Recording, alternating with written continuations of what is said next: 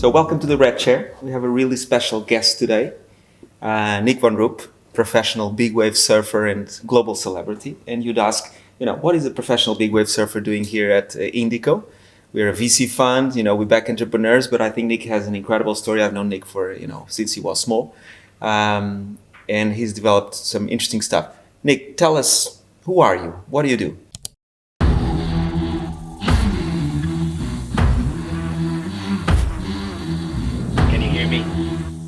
My name is Nic Von Rupp. Second wave of the set on the first one.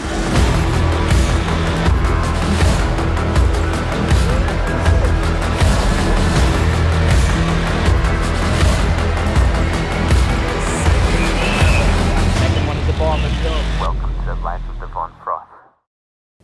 First of all, thank you so much to be invited here, be sitting with you.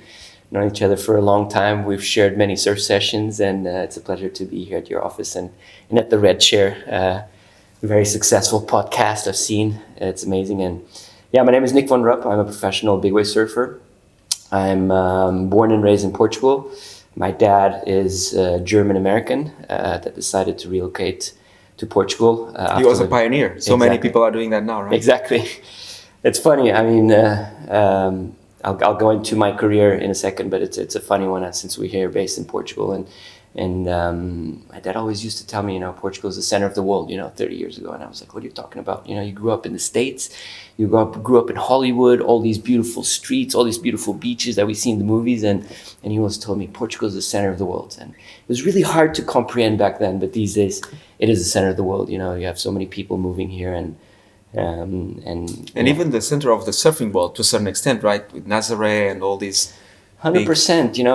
It's Portugal is just a very special place. It's very unique in the sense that Lisbon is a capital surrounded by oceans. You're 10 minutes away from good waves like Costa da Caparica. You got Ericeira, which are world-class waves, and Nazaré.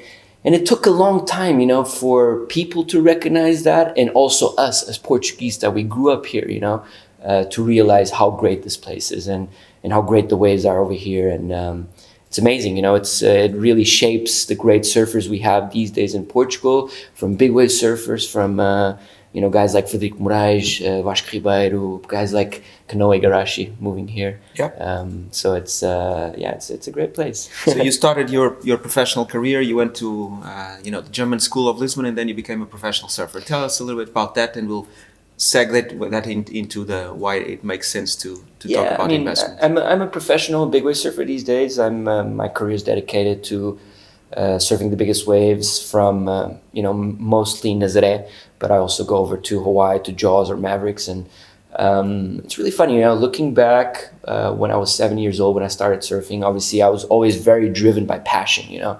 I was just a kid with a big smile, wanted to spend as many hours as I could in the water. And back then it wasn't obvious the route I was going towards. My parents, they don't really come from the surfing world. And I remember, I've been a professional, so saying since I'm 15 years old, earning my own money. When I reached 18, I already had, I was fifth in the world, second in Europe, competing on the world tour. And my parents were always pushing me towards, going to university, following an academic life, more the traditional way. And I wanted to be a professional surfer, and that was very early stage for Portugal. People didn't know what professional surfing was. But it was the right choice. From there, I started competing on the world tour. But at some point, I realized that's not what I wanted to do. I wanted to surf big waves. And since 2015, I've been 100% dedicated to surfing big waves. And it's been a great journey. So in essence, you've created a brand about, around Nic Von Rupp. And if you were a startup, you could say that you've pivoted, right? You were doing something, and then you realized that the best way forward was to do something else, which was to move from sort of like small normal waves into doing incredible stuff.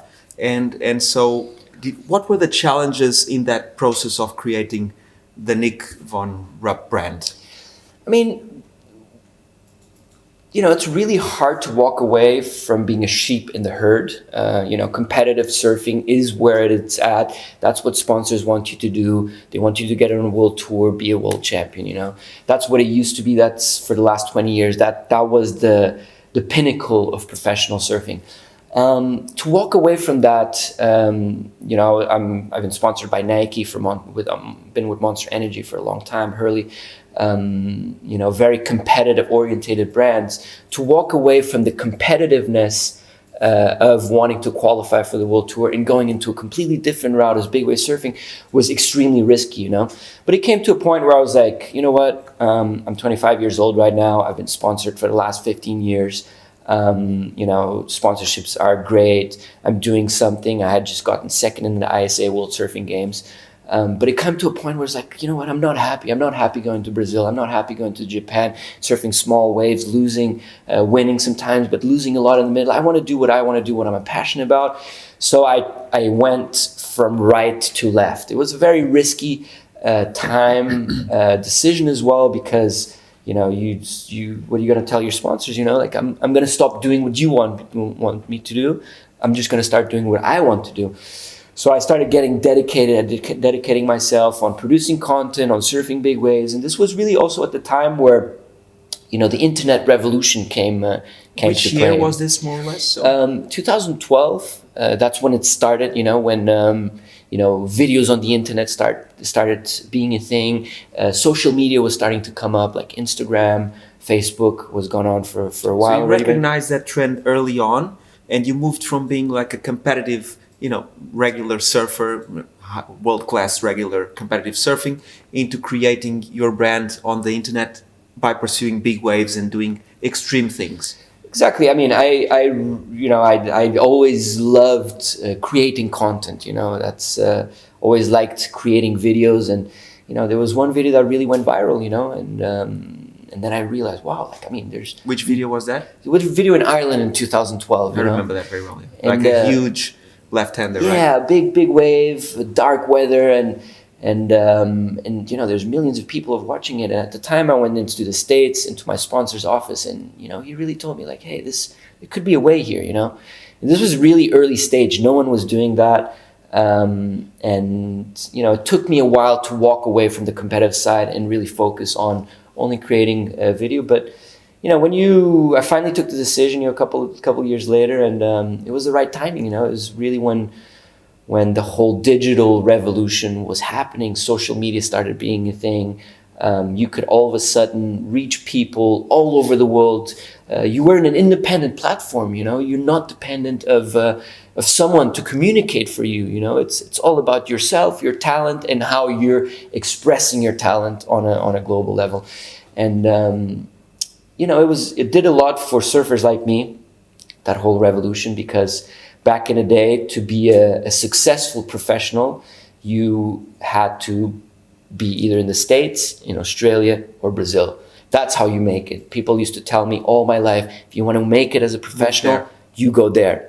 You be there, you be in the industry, you beat people in their home turf.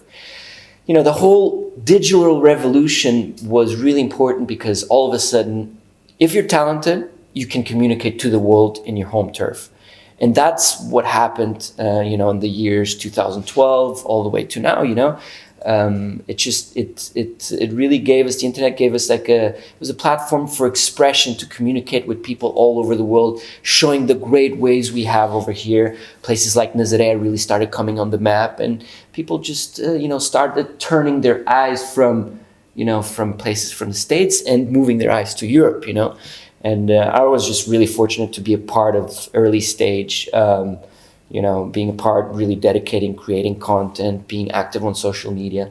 And it was a risky move, but it ended up paying off. I feel like my best years of my career have been the last 5 years. And that's really because of big wave surfing, about Nazaré, about, you know, being able to communicate to the world through social media and content. So I think it's really funny because those timings are exact the same timings that the Portuguese unicorns came up, for the exact same reasons, right? Where you have, you know, companies like TalkDesk from my partner Christina and many others that ended up, you know, doing their tech here and conquering, you know, the global stage from Portugal, because precisely of that easiness of communication. So you did the same, but you were a startup yourself, right? And you are a product, and you've created your own content distinct from everybody else, from Portugal to the world, exactly in the same timings that the Portuguese unicorns did it over the last decade. So it's a really interesting story, and that's why you're here. But more than that, what were the difficulties that you encountered as an entrepreneur, because you were creating your content, creating your brand? What are the sort of difficult things, that decision was difficult to pivot and to sort of change the tack in what you were doing and your focus from competition to big wave surfing and doing, different things and distributing your content? What are the difficulties did you find? I feel like anything you do in life that's different, that walks away from the common, what everyone else is doing, is the difficult part, because you're taking a big risk. You're taking, everyone's going right and you go left, So that was really tough. I feel like that was very hard. And just, just walking into the unknown, being creative, not being sure how people will react, because, we need people to be successful, right? People need to like you. People need to buy into you. So it's just like taking those steps, walking into the unknown, being your own manager, being your own visionary. There's no one kind of telling you, no one's really shaping your way. You're just, stepping into the unknown, obviously with a goal.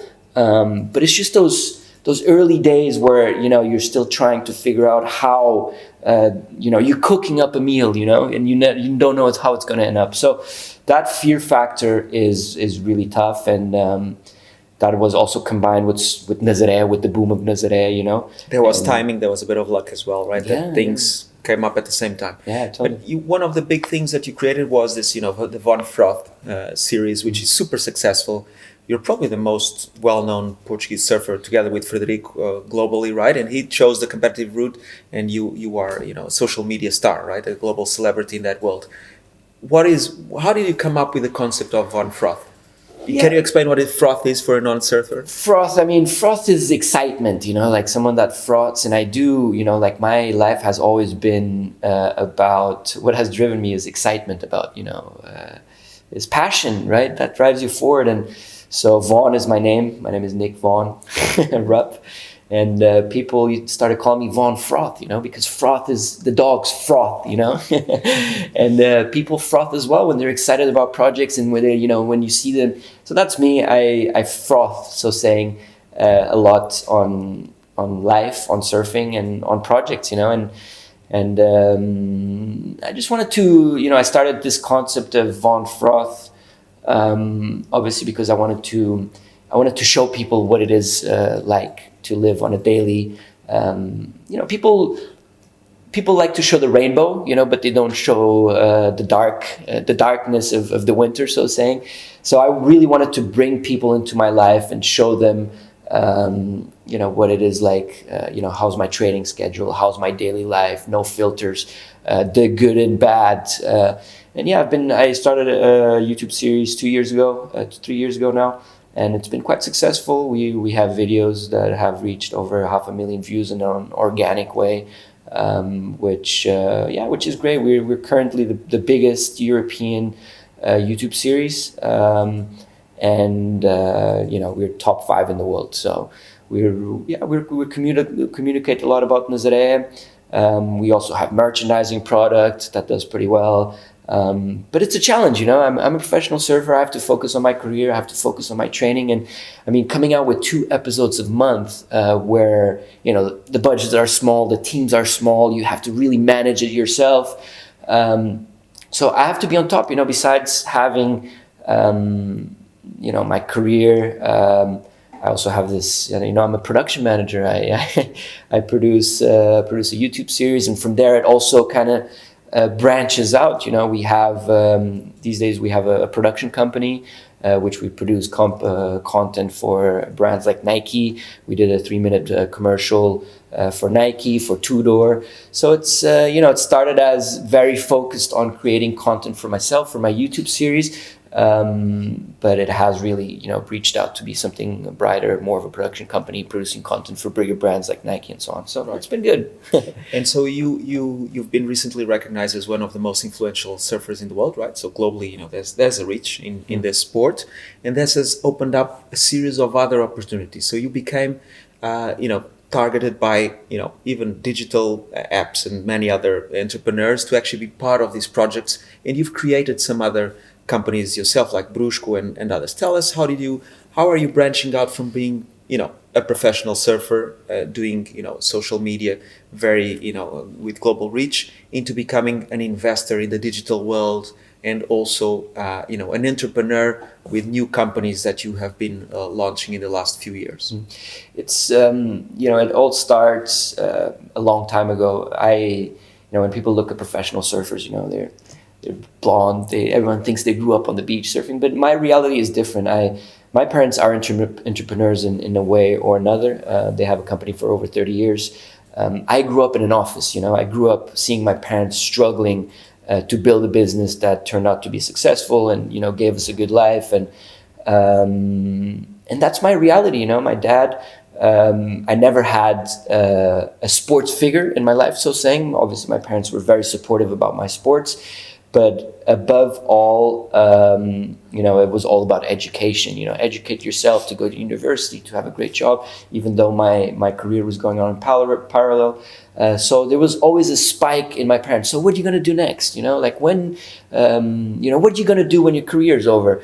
And if you want it or not, that small sentence your parents tell you when you grow up stick for you forever, and that's kind of, I grew up in that very entrepreneurial mindset, and my dad always told me, when you're rising, you have to build something on the side.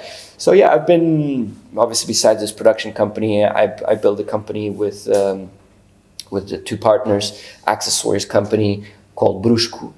I thought it was also a great time to create a company that is Portuguese, that is from Portugal to the world, really trying to, we used to breathe everything that's American, that's Australian. I feel like Portugal is in the point right now where Portugal can influence the world, whether it's surfing or elsewhere. So we created that company. We've been expanding all through the world with surf accessories. It's been doing really well.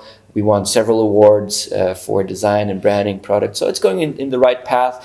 For me, it was an incredible experience to build something, being part of the naming process, building a brand, to being recognized, and that's been great. Obviously, it's been, I manage my own career as well. I never had the opportunity to go to university, so I always thought, dealing with sponsors, creating my own presentations, negotiating those contracts, whether it's with Nike, with Monster Energy, it makes me grow, and I'm not that type of person that likes to sit still. I like to be active. I like to learn, and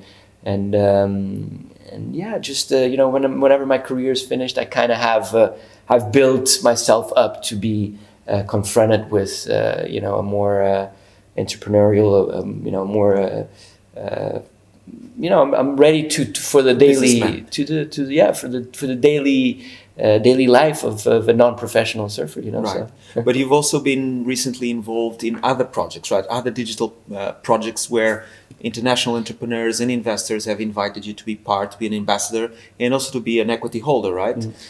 Yeah, I mean, international success in some way, international recognition, and Nazaré being at the pinnacle of the world in terms of big wave surfing, and obviously Portugal also being in the center of the world in terms of investment, foreign investment, the networking that's going on in Portugal, people you meet. It's not about the local economy anymore. It is like Portugal is really like a center of the world in terms of people coming here, investing. So at the end of the day, it also reflects down not only for I would say investment fund like Indico, but also to athletes like me. I've been approached to be a part of projects, startups, fitness training apps, and it's been amazing. It's just it's a different venture that I'm not that is not directly related to.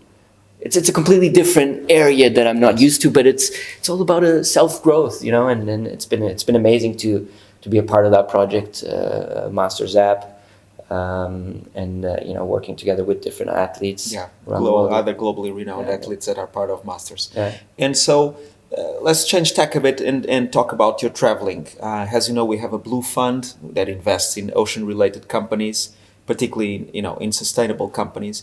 You have traveled all over the world to the most pristine sort of locations and beautiful, and you've been to from Indonesia to everywhere else. Have you seen more and more pressure on the oceans? Have you seen increased pollution? What is your perception? Sometimes we see those incredible pictures of places that used to be pristine and now are full of plastic and so on. Do you have a perception that pollution is taking over? What's your view from the ground, right, from the beach? So, I mean, for us surfers, we have such a deep relationship with the ocean.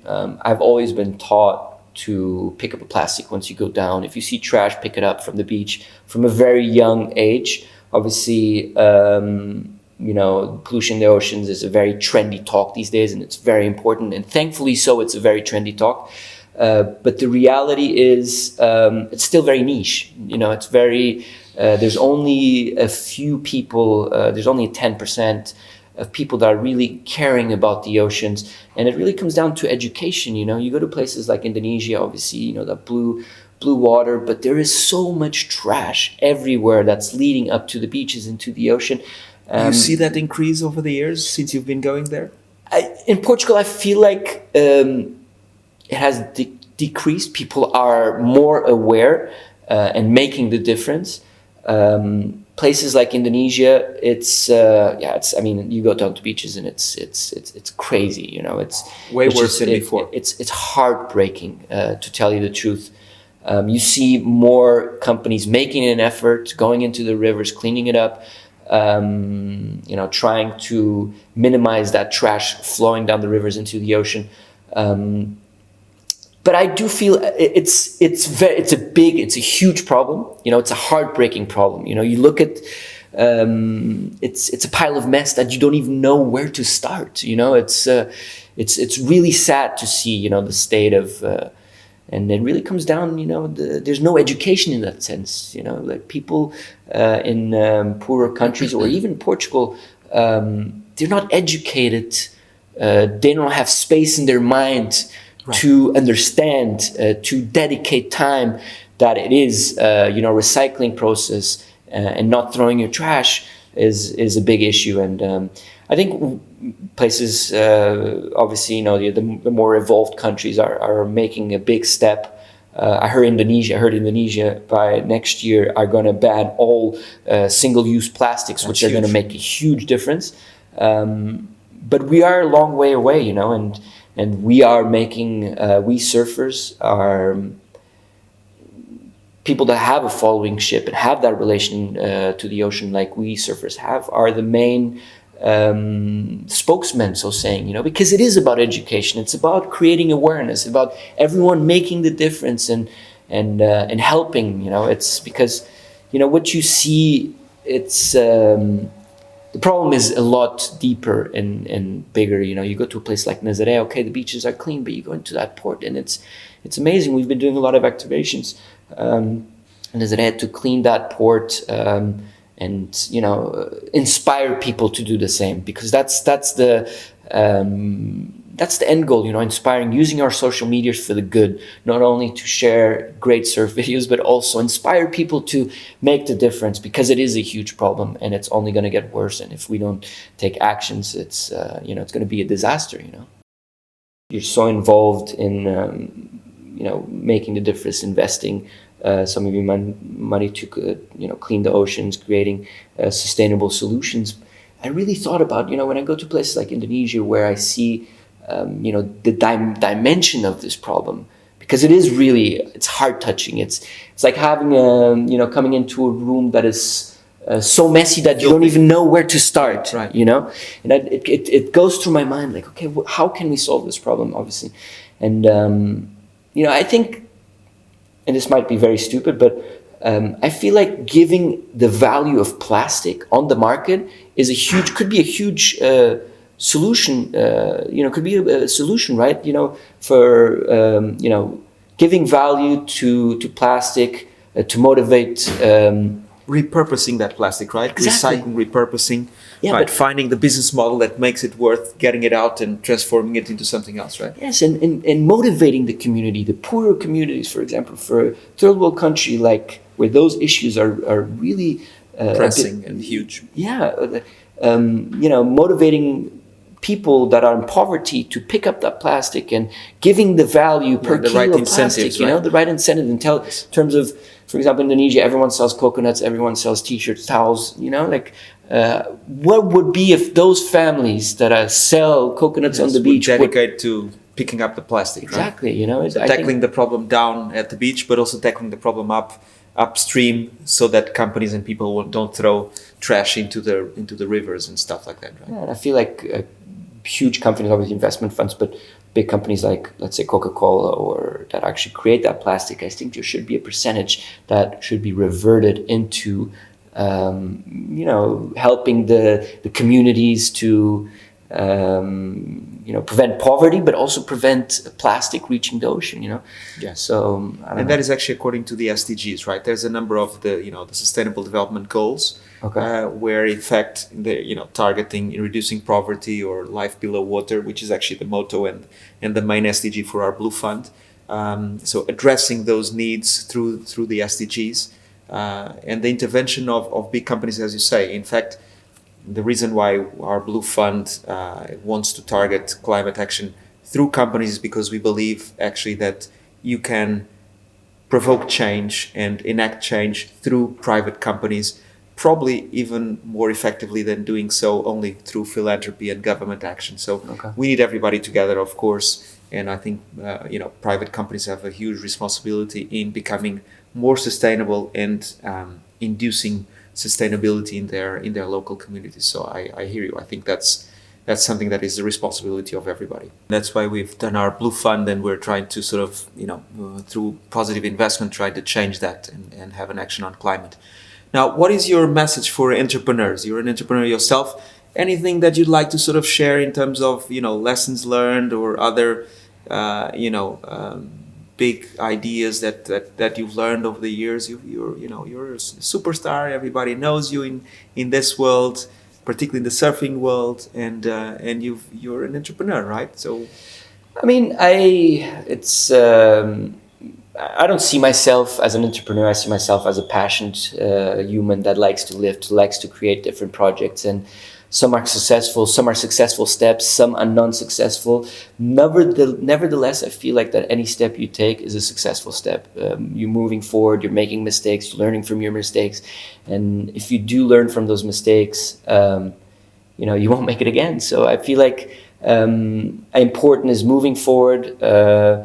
Mind over matter, of being very conscious of the steps you're taking, obviously, but always being active and moving forward. I feel like that's the way I take life. Never give up. Tomorrow's always a better day. We all have bad days, whether it's and that's how that's how I overcome my bad days. Tomorrow it only can get better from here, and I feel like it's helped me out in the growth of my projects. That's amazing. Yeah. Nic, it was a real pleasure to have you here at the Red Chair. I'll see you out there in the water. See you out the water. Thank you, Stefan. Bye-bye.